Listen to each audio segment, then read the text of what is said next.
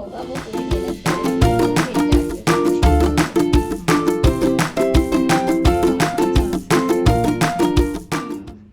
बिस्मिल्लाहिर्रहमानिर्रहीम, अस्सलाम वालेकुम, वेलकम टू फैमिली किचन। कैसे हैं आप सब? उम्मीद है आप सब बिल्कुल ठीक होंगे।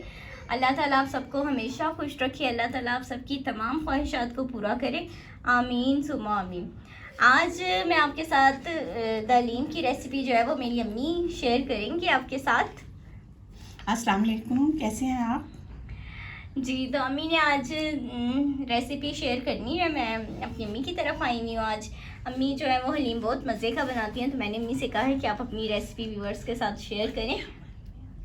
तो अब हलीम बनाने के लिए अब हम स्टार्ट करते हैं। जी, आज मैं आपसे हलीम की रेसिपी शेयर करूँगी।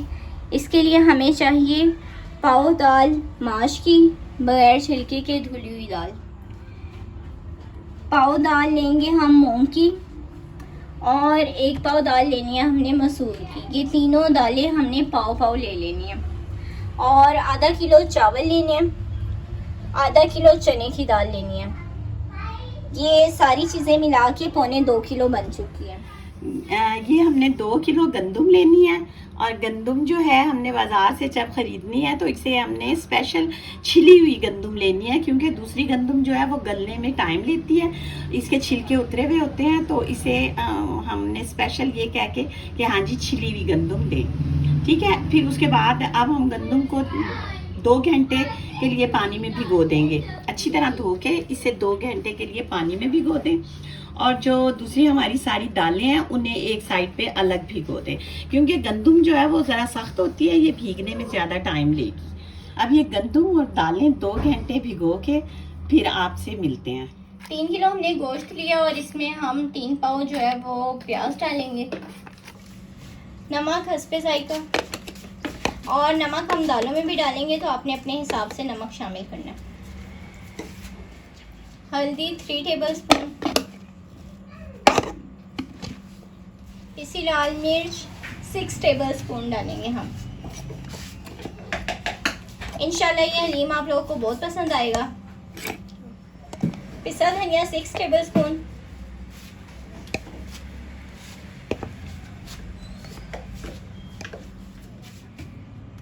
लहसुन अब इसमें हम शामिल करेंगे 4 से 5 अदद लहसुन की जो गट्ठी है वो। 1 लीटर पानी डालेंगे इसमें, ताकि अच्छी तरह से गल जाए रेशेदार गोश्त। तो जब ये गोश्त अच्छी तरह से गलेगा तो इसके अच्छे रेशे बनेंगे, और हलीम जो है वो रेशे वाला अच्छा लगता है। और सॉरी, हलीम नहीं दलीम, इसे जो है ना वो दलीम कहना है, लेकिन फिर भी शुरू से हलीम कहते हैं। 3 पाव घी डालेंगे। इससे यह है कि भुनाई में जो है वो भुनाई होगी, जब घी ऊपर आएगा तो घी का कलर बहुत अच्छा आएगा। स्टार्टिंग में घी इसीलिए इसमें शामिल कर रहे हैं कि कलर अच्छा आए। गोश्त को हमने प्रेशर कुकर में गलने के लिए रख दिया है। इसे तकरीबन हम 30 से 40 मिनट गलाएंगे। गोश्त हमारा अच्छी तरह से गल जाएगा ताकि रेशेदार और आसानी हो हमें कूटने में। तो अब ये गोश्त गलेगा, और अब हम दूसरी तरफ दालों की तरफ आ जाते हैं। गंदम और दालें, गंदम हमने अलग से रखनी है बॉईल करने के लिए, और दालें हमने अलग से बॉईल करनी है। ये गंदम हमने रखी है बॉईल होने के लिए, गंदम हम अलग बॉईल करेंगे, दालें हम अलग बॉईल करेंगे। गंदम जो है वो गलने में देर लगाती है और चिपकना शुरू हो जाती है, दालें सारी गंदम के साथ चिपकने लगेगी, इसीलिए दालों को अलग बॉईल करना है, गंदम को अलग। और गंदम में हम 1 चम्मच नमक डालेंगे और 1 चम्मच हल्दी डालेंगे।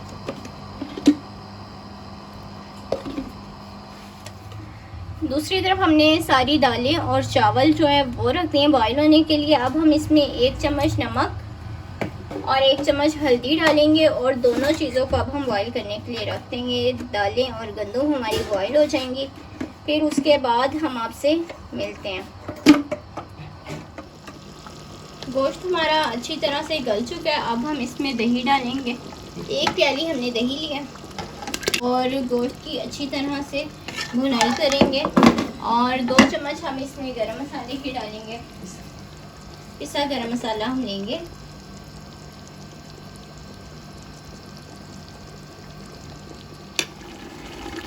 गोश्त की भुनाई करते हुए 1 कप अदरक का पेस्ट हमने इसमें शामिल करना है, और इसकी भुनाई करनी है।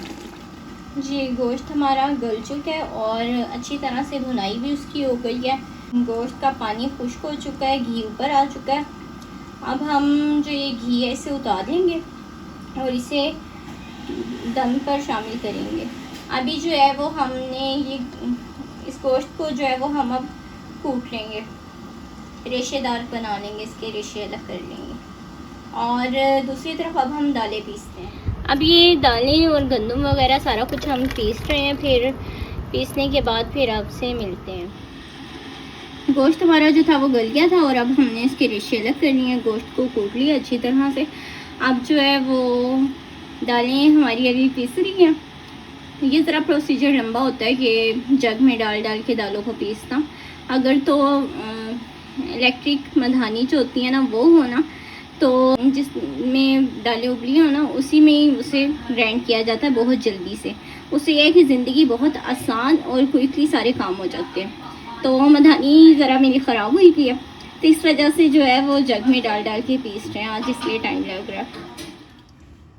स्पाइसी थोड़ा कम लग रहा है मुझे, 3 टेबल स्पून में और डाल दूँगी। टोटल आपने इसमें 9 टेबल स्पून डालने हैं। अगर आप स्पाइसी कम पसंद करते हैं तो आप कम भी कर सकते हैं स्पाइसेस। अब ये जो दालें गंदम वगैरह ये हमने पीस ली थी, इन्हें अब चूल्हे पर रख दिया और पका रहे हैं। बस मुसलसल इसमें चम्मच चलाना है, लो फ्लेम पे रखना है और चम्मच जो है वो मुसलसल चलाना है कि नीचे ना लगे। और जितनी हमने दालें ली थी वो माशाल्लाह से हमारा इतना हलीम तैयार हो रहा है कि हमने 2 देचकों में रखा हुआ है, एक तो ये और एक हमने रखा हुआ है ये। अगर आप चाहें तो इस हलीम को बनाएं और आप इसका बिज़नेस भी कर सकते हैं, यकीनन आपको अच्छा लगेगा। अम्मी जो है वो बनाती हैं काफ़ी ज़्यादा हलीम, बना के रिलेटिव्स में हम लोग बांटते हैं, सबको बहुत पसंद आता है हलीम। हमारे घर का मशहूर है हलीम कि इनके घर का हलीम बहुत मज़ेदार होता है। यकीनन आप सबको भी बहुत अच्छा लगेगा और ज़रूर ट्राई कीजिएगा, अपना फ़ीडबैक दीजिएगा कि आपको कैसा लगा। मुसलसल इसमें जो है वो चम्मच चलाते रहना है, नीचे ना लगे। अगर नीचे लग गया तो सारी मेहनत जो है वो ज़ाया हो जानी है आप लोगों की। तकरीबन हमने घंटा दाल को पकाना है, फिर उसके बाद हमने इसमें गोश्त शामिल करना है। जो हमने गोश्त हमने तैयार किया है वो फिर हमने तब इसमें शामिल करना है। अगर हम उसे पहले शामिल कर देंगे तो फिर वो रेशा हुआ है गोश्त का, वो नीचे लग जाएगा।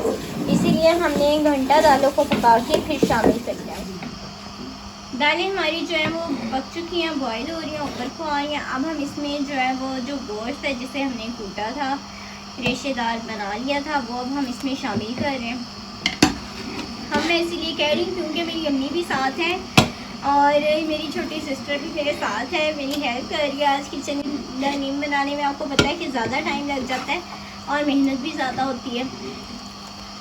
तो वैसे भी ये रेसिपी तो अम्मी की है, तो अम्मी बना रही है, लेकिन अम्मी बस बोल थोड़ा कम रही है, वीडियो में बोल नहीं रही अम्मी, साइलेंटली काम कर रही है। गोश्त शामिल करने के बाद हमने इसे 1 घंटा तकरीबन पकाना है। और जब हमने इसमें गोश्त शामिल किया है तो हमें मुसलसल चम्मच हिलाते जाना है कि नीचे ना लगे, क्योंकि इसके रेशे होते हैं तो ये नीचे लगने का खदशा होता है। तो आपने मुसलसल चम्मच को हिलाते जाना है, अगर नीचे लग गया तो मेहनत आप लोग की ज़ाया हो जाएगी। हलीम का ये है कि इसमें मेहनत थोड़ी ज़्यादा होती है, लेकिन ये है कि खाने में मज़ा आता है। इंशाल्लाह आप लोग को भी मज़ा आएगा खाने में और हमें भी मज़ा आएगा जो मेहनत कर रहे हैं। और जो घर का हलीम होता है उसका तो मज़ा ही कुछ और होता है। अब हम इसमें हरी मिर्चें शामिल करेंगे। कितनी हरी मिर्चें अभी? 1 पाव हरी मिर्चें जो हमने इसमें शामिल की हैं। जैसा कि आपको पता है कि हलीम हमने 2 देशकों में बनाया है, तो आधी हरी मिर्च हमने इधर शामिल की है और आधी हरी मिर्च हमने उधर शामिल की है। और दोनों में वैसे हम 1 देशके में भी बना सकते थे, लेकिन हमने खुद ही जो है वो 2 में बनाया। आपकी मर्ज़ी है, आप चाहें तो 1 में भी बना सकते हैं और अगर आप चाहें तो कम भी बना सकते हैं। हमने 1-1 पाव दालें लिया, आप आधा पाव दालें ले सकते हैं, जितना आपको बनाना चाहिए। हलीम हमारा ऑलमोस्ट तैयार हो चुका है और अज़ान फजर भी हो रही है जी। अज़ान अब हो चुकी है मुकम्मल। मैं ये आपसे कह रही थी कि अगर आपको लगे कि नमक जो है स्टेज पर आके ही कम है तो आप इसमें और नमक शामिल कर सकते हैं, अपना हस्बे जायका जितना आप चाहें। मुझे जो है वो नमक स्टेज पर आके कम लग रहा है तो दलील में अब मैं इसमें नमक शामिल कर रही हूँ। जितना आपको कम लगे आप शामिल कर दें। नमक तो खाते हुए भी शामिल कर सकते हैं, लेकिन यह है कि जितना आपको लगे उतना आप शामिल करें इसमें। दलील में अब बबल्स बन रहे हैं क्योंकि पक रहा है जैसे जैसे तो गाढ़ा होता जा रहा है और बबल्स बन रहे हैं। तो आपने अपने हाथ को बचाते हुए जो है इसमें चम्मच चलाना है कि आपके हाथ के ऊपर ना आके गिर जाए गरम गरम है, क्योंकि ये ऐसे बबल्स बन रहे हैं तो ये उछल रहा है। हरी दलील हमारा तैयार हो गया और अब जो है हम ये बबल्स बन रहे हैं इसकी निशानी है कि बिल्कुल तैयार हो गया। अब हम इस पर हरा धनिया डालेंगे और इसे डिश आउट करेंगे। दलीम हमारा तैयार हो गया। उम्मीद है आप सबको बहुत पसंद आएगा। इसको आप इसके पूरे लवाजमात के साथ सर्व करें। हरा धनिया, हरी मिर्चें, पुदीना, अदरक, लीमू के साथ सर्व करें। आप सबको बहुत पसंद आएगा। अपना फीडबैक ज़रूर दीजिएगा। चैनल को लाइक, शेयर एंड सब्सक्राइब कीजिएगा। कोई भी वीडियो अगर आपको मेरी अच्छी लगती है तो अपने फ्रेंड्स के साथ शेयर करें। दुआ में याद रखिएगा। फ़ी अमानिल्लाह। अल्लाह हाफ़िज़।